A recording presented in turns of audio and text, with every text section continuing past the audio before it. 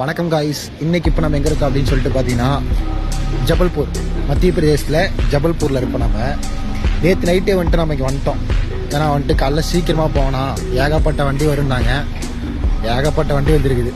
2 wheeler பாருங்கள், வண்டி நிற்கிது. சரியான கொசு கடி, நைட்லாம் தூங்க முடியல. வாட்ச்மேன்கிட்ட கேட்டேன், 10 மணிக்கு மேலே தான் ஆளுங்க வருவாங்க, வெயிட் பண்ணுங்க அப்படின்ட்டாரு. டீ கடையில் ஒரு நிம்மதியான வந்துட்டு ஒரு தூக்கல்ல, நல்லா விடிகால தான் தூக்கம் வந்துச்சு.